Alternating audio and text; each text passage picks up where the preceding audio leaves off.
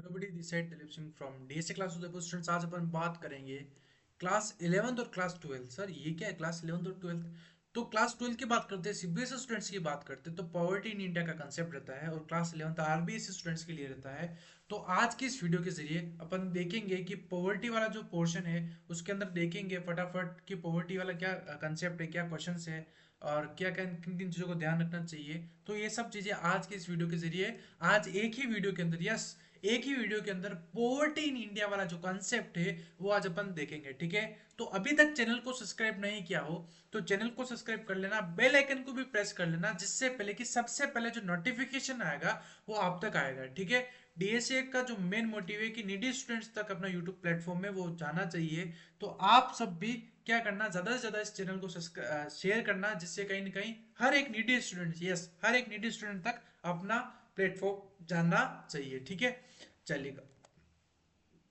सबसे पहले बात करते हैं क्या, सबसे पहले बात करते हैं अंडरस्टैंडिंग पॉवर्टी इन इंडिया, यानी कि सबसे पहले बात करते हैं सर पॉवर्टी क्या होता है, क्या क्या होता है, पॉवर्टी क्या होता है। तो मीनिंग ऑफ पॉवर्टी की बात करते हैं, किसकी बात करते हैं, मीनिंग बात करते हैं, किसकी मीनिंग, आपकी मेरी या पॉवर्टी की, पॉवर्टी की। तो बच्चों पॉवर्टी का मतलब क्या होता है, पॉवर्टी का मतलब होता है कि जब अपन जो बेसिक नीड्स होती है उसको भी फुलफिल नहीं कर पाते हैं, तो उस टर्म को बोला जाता है पॉवर्टी। क्या बोला जाता है, पॉवर्टी। सर समझ में नहीं है, एक बार वापस बताओ। तो मीनिंग ऑफ पॉवर्टी, पॉवर्टी का मतलब होता है poverty is when people can not afford the essential goods and services needed for a basic standard of living. It includes not just a lack of money but also a lack of access to services like health care, education and sanitation. जब आप basic needs, क्या basic needs को जब आप fulfil नहीं कर पाते हो तो उसको क्या बोला जाता है, पॉवर्टी बोला जाता है। क्या बोला जाता है बच्चों, पॉवर्टी बोला जाता है। अब बच्चों ध्यान रखना, पॉवर्टी के दो टाइप से, कितने टाइप से, पॉवर्टी के कितने टाइप बोलो, पॉवर्टी के कितने टाइप। तो पॉवर्टी के दो टाइप होते हैं, फर्स्ट होता है एब्सोल्यूट और सेकंड होता है रिलेटिव। क्या होता है, एब्सोल्यूट और रिलेटिव। तो अब बात करते हैं एब्सोल्यूट पॉवर्टी क्या होती है और रिलेटिव पॉवर्टी क्या होती है। तो बच्चों ध्यान रखना, एब्सोल्यूट पॉवर्टी क्या होती है, एक बार एब्सोल्यूट पॉवर्टी को पढ़ते हैं तो it refers to when a person is unable to meet the basic needs of life. जब एक इंडिविजुअल, एक पर्सन जब बेसिक नीड्स को फुलफिल नहीं करता हो, क्या, जब एक इंडिविजुअल बेसिक नीड्स को भी फुलफिल नहीं कर पाता हो, जैसे कि रोटी कपड़ा मकान की बात करते हैं, यानी कि food shelter and clothing, regardless of the country और इकोनॉमिक कंडीशन। तो एब्सोल्यूट पॉवर्टी का मतलब होता है कि जब एक इंडिविजुअल बेसिक नीड्स को फुलफिल नहीं कर पाता है उसको बोला जाता है एब्सोल्यूट पॉवर्टी।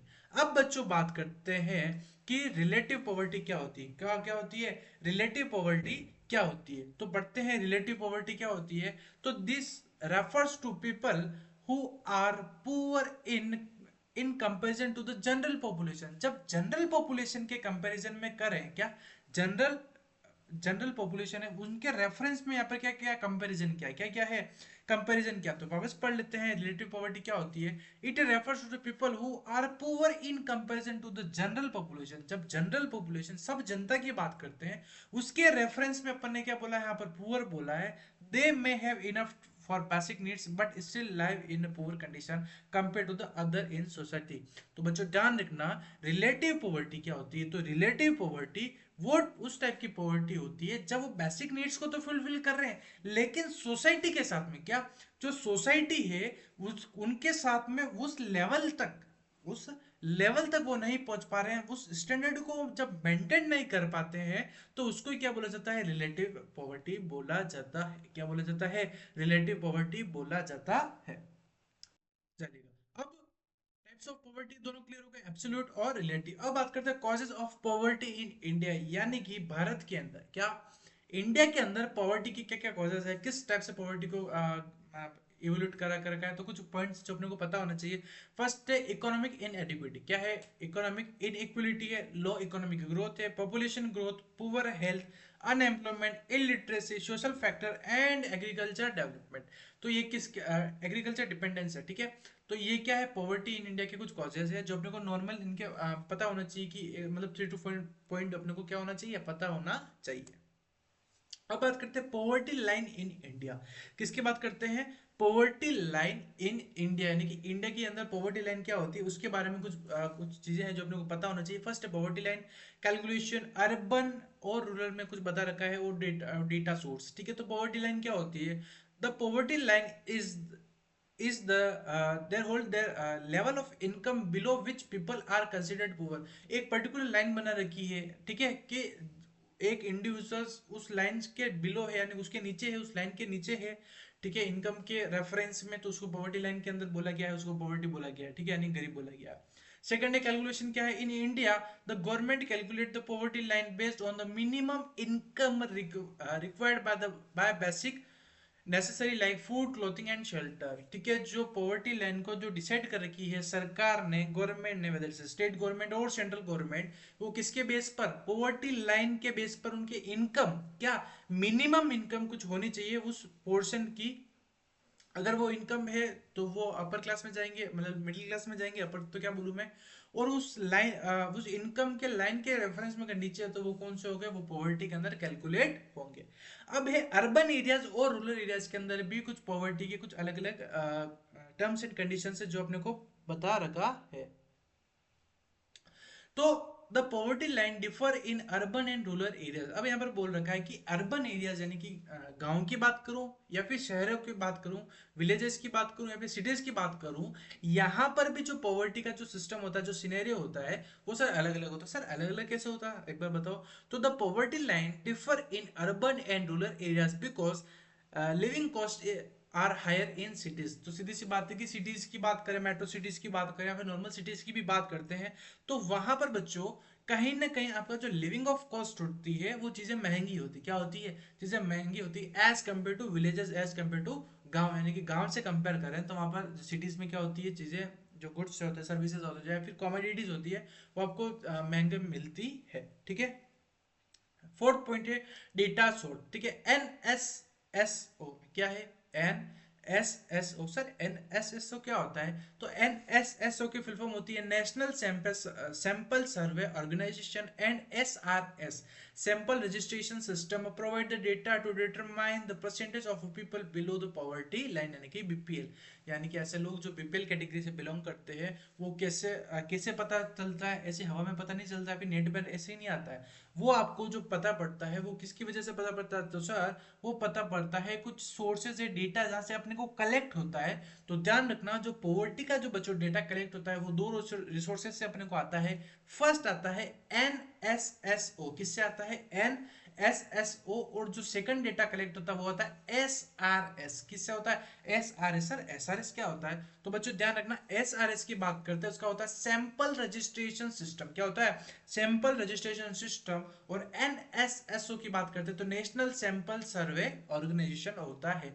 तो ये पॉवर्टी लाइन के बारे में अपन देखा कि सबसे पहले कि पॉवर्टी लाइन क्या होती है। तो पॉवर्टी लाइन एक मतलब गरीब लोगों के लिए बना रखा है। सेकंड चीज कैलकुलेट कैसे किया जाता है, तो इनकम के बेस पर मिनिमम इनकम कुछ एक लिमिट लगा रखी है, उससे कम होगी तो वो पॉवर्टी में है, उससे ऊपर होगी तो वो पॉवर्टी के रेफरेंस में नहीं है। और अर्बन और रूरल के अंदर भी बता रखा है कि सिटीज के अंदर हायर कॉस्टिंग होती है तो लिविंग स्टैंडर्ड बढ़ता है, तो कहीं कहीं पॉवर्टी का रेशियो ऊपर नीचे होता है। और डेटा सोर्स दो जगह से आता है, एक होता है एनएसएसओ और एक होता है एसआरएस। ठीक है, आई होप कि यहाँ तक आपको समझ में आ गया होगा। ये क्लास हमारे पास में भी लाइव भी चल रही है और रिकॉर्डेड भी। आपको डीएसए क्लासेस उदयपुर का जो प्लेटफॉर्म है वहां पर क्लास 11 के प्ले लिस्ट में आपको मिल जाएगा। ठीक है, यस आर्यन। अब मेजरिंग पॉवर्टी, ठीक है, तो इसके अंदर कुछ चीजें हैं जो अपने को पता होना चाहिए। एक तो है हेड काउंट रेशियो, क्या है? Head count ratio. सेकंड है पॉवर्टी गैप इंडेक्स और इनकम डिस्ट्रीब्यूशन। ठीक है, तो मेजरिंग पॉवर्टी, पॉवर्टी को कैसे मेजर किया जाता है, ठीक है, तो पढ़ लेते हैं। तो फर्स्ट है हेड काउंट रेशियो। क्या है head count ratio? Sir head count ratio क्या होता है? तो this is the percentage of the population below the poverty line. For example, if 30% of the people in a country are below the poverty line, the head count ratio is 30। यानी कि percentage के base पर, किसके base पर? Percentage के base पर जब अपन calculate करते हैं उसको बोला जाता है हेड काउंट रेशियो। तो क्या लिखा है? This is the percentage of the population, यानी कि जो लोग है, जो जनता है, उनका percentage below the poverty line, यानी कि पॉवर्टी लाइन के जो नीचे आ रहे हैं। कुछ मिनिमम रेशियो अपन ने पढ़ा था, अरे यहाँ पर पढ़ा कि नहीं पढ़ा? सर ये वाला पढ़ा था, कहाँ पर पढ़ा, यानी कि इस वाले पॉइंट में ये रहा लेवल ऑफ इनकम के बेस पर देखते कि नहीं देखते, ये रहा मिनिमम इनकम। तो बस तो इनकम के बेस पर अपन देखते हैं तो हेड काउंट रेशियो क्या होता है, परसेंटेज होता है। जो वो लोग जो पॉवर्टी लाइन के नीचे आ रहे हैं उनको अपन किसके अंदर परसेंटेज के अकॉर्डिंग देखा जाता है, उसको बोला जाता है हेड काउंट रेशियो। सेकंड है पॉवर्टी गैप इंडेक्स। तो this measure the intensity of the poverty, how far people are from the poverty line. बस इसको नॉर्मल रीड कर लेना सफिशिएंट है। मैन हेड काउंट रेशियो क्या होता है, इस पॉइंट को आप सावधान इंडिया मार्क कर लेना, ठीक है। आगे बात करते हैं income distribution. Studies on income inequality help the understand the extent of poverty in the relation with the relation to wealth distribution in society. Main head count ratio पता होना चाहिए, पॉवर्टी गैप इंडेक्स नाम लिख लोगे तो भी sufficient है, और इनकम डिस्ट्रीब्यूशन नाम लिख लोगे तो भी सफिशिएंट है। फिर government measure to reduce the poverty. अब गवर्नमेंट ने भी कुछ कह सकते हैं कि इम्प्लीमेंट प्लान इम्प्लीमेंट कर रखे हैं, किसके लिए, रिड्यूस करना। क्या रिड्यूस करना, गरीबी को कम कैसे किया जाए, उसके लिए गवर्नमेंट भी कुछ काम करती है। तो क्या क्या पढ़ लेते हैं। फर्स्ट है पॉवर्टी एलिवेशन प्रोग्राम। फर्स्ट क्या है, पॉवर्टी एलिवेशन प्रोग्राम। सेकंड है subsidy on food and goods, ठीक है। कुछ जो सामान होते हैं, कुछ कमोडिटीज होती हैं, उनको सब्सिडीज भी देती है। और economic reforms, education and skill development और हेल्थ प्रोग्राम के ऊपर भी गवर्नमेंट कुछ पैसा देती है, जिसकी वजह से कहीं ना कहीं पॉवर्टी कम करवाने की वो कोशिश में रहते हैं। तो poverty alleviation programme first point पढ़ते हैं। तो जैसे Mahatma Gandhi National Rural Employment Guarantee Act, ठीक है। ये एलिवेशन प्रोग्राम में कौन सा, पॉवर्टी एलिवेशन प्रोग्राम है। फिर है प्रधानमंत्री आवास योजना है, पब्लिक डिस्ट्रीब्यूशन सिस्टम है, पीडीएस है, जिसके जरिए अपने को गेहूँ जो वीड्स होते हैं ये सब चीज़ें मिलती हैं, इसी सा पॉइंट है। फिर सेकंड पॉइंट है subsidies on food and goods के ऊपर भी कुछ अपने को सब्सिडीज मिलती है, एसेंशियल कमोडिटीज के ऊपर। इकोनॉमिक रिफॉर्म्स होते हैं, एजुकेशन के ऊपर भी अपने को कई बार गवर्नमेंट पे आउट करती है पैसा, ठीक है। और हेल्थ प्रोग्राम आपको पता ही है कि हॉस्पिटलिटी में भी गवर्नमेंट में पैसा नहीं लगता है। तो ये किसके रीजन से, मेन गवर्नमेंट क्या चाहती है, तो बच्चों मेन गवर्नमेंट चाहती है कि कहीं ना कहीं रिड्यूस किया जाए। क्या रिड्यूस किया जाए, आपको रिड्यूस किया जाए, मेरे को या फिर पॉवर्टी को। तो सर यहाँ पर अपने को पॉवर्टी को रिड्यूस करना है। फिर चैलेंजेस इन रिड्यूसिंग पॉवर्टी। अब क्या क्या चैलेंजेस है जो अपने को पॉवर्टी जब अपन कम करते हैं, रिड्यूसिंग करते हैं, तो वहाँ पर चैलेंजेस है जो फेस करना पड़ता है। फर्स्ट है हाई पॉपुलेशन ग्रोथ। क्या है, पॉपुलेशन बहुत ज़्यादा है तो ग्रोथ रेट मतलब बहुत ज़्यादा पॉपुलेशन, तो population increase continues to put the pressure on resources. जो आपने को पता है कि जो रिसोर्सेज है वो क्या, अरे लिमिटेड है कि नहीं, यानी कि स्केर्सिटी है रिसोर्सेज की, तो making it harder to improve the living standard for all. तो सबका लिविंग स्टैंडर्ड सेम होना या फिर अच्छा होना ये थोड़ा डिफिकल्ट रहता है फॉर द गवर्नमेंट, ठीक है। Slow growth of the agriculture sector. कहीं ना कहीं अब जो लोग हैं वो एग्रीकल्चर सेक्टर को प्रमोट नहीं करना चाहते हैं, इतना ज़्यादा नहीं कर रहे हैं, ठीक है। तो ग्रोथ रेट भी कहाँ है, एग्रीकल्चर सेक्टर में कम है। थर्ड पॉइंट है अनएम्प्लॉयमेंट एंड अंडर एम्प्लॉयमेंट। तो there is a need for the more job creation specially in the rural and the informal sector, ठीक है। जो लोग काम नहीं कर रहे हैं, जो वर्कर्स, ठीक है, वर्क नहीं कर पा रहे हैं, मेनली इन रूरल एरियाज के यहाँ पर फोकस किया जाता है। और इनफॉर्मल सेक्टर, ठीक है, प्राइवेट ऑर्गेनाइजेशंस के बारे में बोला गया है। करप्शंस ये देख ही रहे हैं अपन, ठीक है। अनइक्वल डिस्ट्रीब्यूशन ऑफ वेल्थ, ये कुछ पॉइंट है जो चैलेंजेस है। किसके चैलेंजेस है, आपके मेरे या पॉवर्टी के रिड्यूस करने के। तो पॉवर्टी को जब रिड्यूस करते हैं तो ये कुछ पॉइंट है जो अपने को पता होना चाहिए।